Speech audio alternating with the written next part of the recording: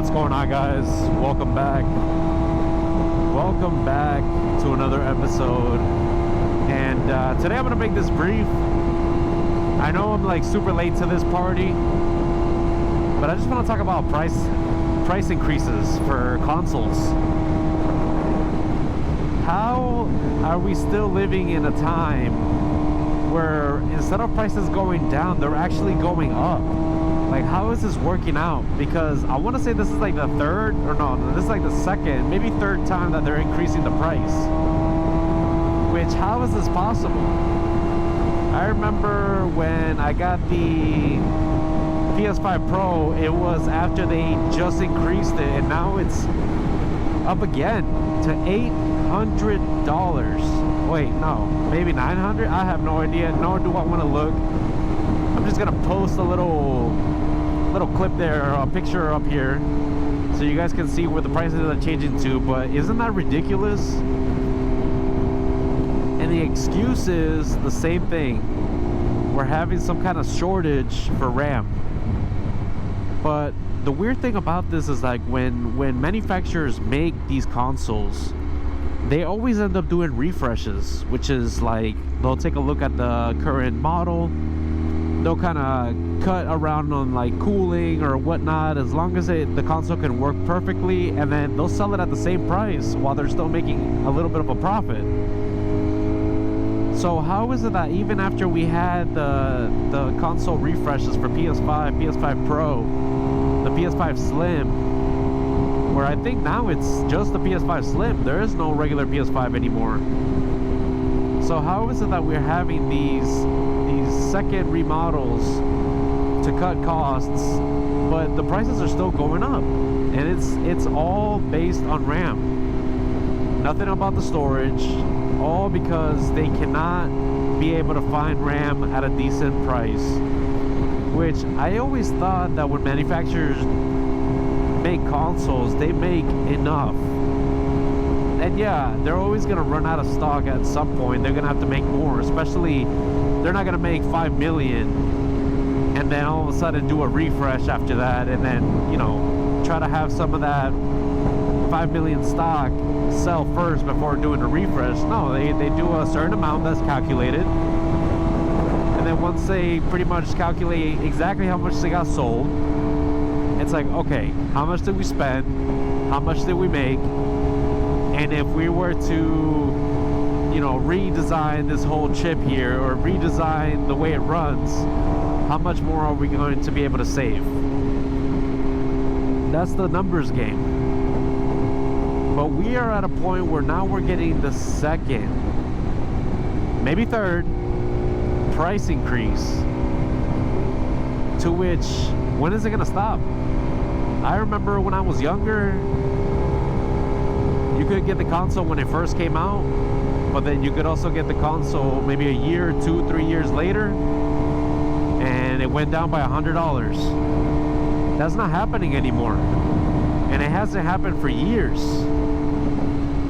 Like, it hasn't happened for years. And this current trend of you know, we're gonna have people buy it, like, who cares? It won't matter in the long run. People are gonna buy it. People are gonna come and buy it. That's the mentality there. It's like, just make it. We're gonna sell it. Meanwhile, yeah, I mean, kids want to play games. Adults want to play games. And when you have a paywall, because essentially this is what it is, when you have a paywall to which is like, man, I could have got the console when it was $700. Now I have to pay $800. It's like, oh, should I wait? Should I not wait? But after 2 times where the prices go up, I don't think anybody wants to wait anymore. I don't think it's a matter of waiting. Now it's a matter of, holy crap, like, we got to get it now. Like, it's no more like, hey, wait until the price goes up. No, it's, we got to get it now, or we're going to get screwed later on, which I've never experienced something like that until now. And Sony's not the only one doing it, because Xbox has already increased their prices twice. Nintendo, you know, bless Nintendo, Yeah, because they I mean, they already set the price at a pretty steep point at $500 for the Switch 2. But I want to say that's because they calculated, like, okay, if we put it at this higher price, it should cover the costs of the fact that we don't have any parts. We're limited on like certain components. So to that, thank you, Nintendo. Hopefully I don't have to make a video later on about how their prices are going up. But for now, I mean, I'm just in shock. I'm just in a little bit of shock in regards to that, and hopefully this goes down. But then again too, like, if there's such a RAM shortage, how come there's no factories that are just up and producing like a crap ton of more RAM, like working overtime and doing stuff for the consumer? Like, if I was a RAM factory, I would be happy to produce more RAM, because now my employees will get paid. Now there's an opportunity for overtime, and the most important thing is it's gonna get sold.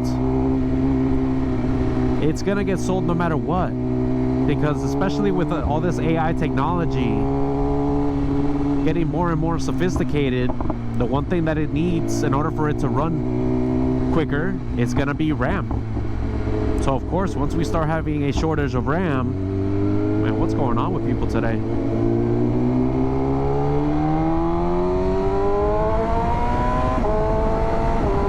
Maybe clear away from that, that's a mess. So once you start having a shortage of RAM, then of course everybody else is like, okay, well, the little bit that we did get our hands on, now we're gonna have to sell it for double the price. Just like Newegg. Newegg has been posting RAM prices at almost double. And of course, it's Newegg. I remember when it was the place to go to. Now it's really not anymore. It's changed so much. But that's the thing. I mean, you would think that there would be more manufacturers coming out like, hey, we're producing RAM now, we're producing RAM. What does it take to make RAM? That's maybe the question to ask as to why we don't have any more RAM being made. But I don't know, I think about this type of stuff, and it's like, never did I think we would get to this point. Which brings me to AI. I mean, I remember when AI came out a couple years back.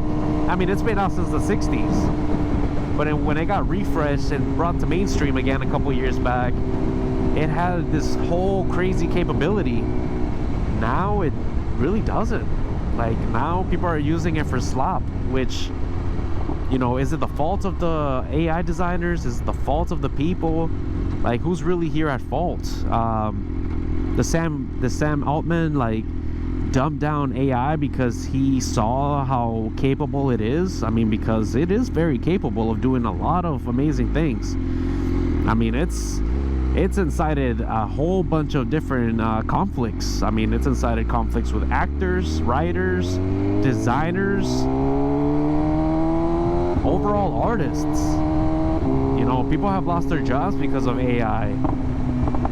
But a very important topic in regards to that I keep hearing is, whenever you have a new technology being introduced, is not so much to take somebody's job, it's more to refine the job. Because yes, it may have taken positions of creativity and artistry, but it also opened up a lot of doors in regards to maintenance and in regards to design, and to be able to not even code, because AI is doing its own coding. But wherever there's a new technology, yes, it's an up and down balance in regards to what it takes and what it gives. And yeah, just wanted to kind of chat about the whole price hikes and how I think it's crazy that we're living in such a crazy time. But I'll catch you guys in the next one. Peace.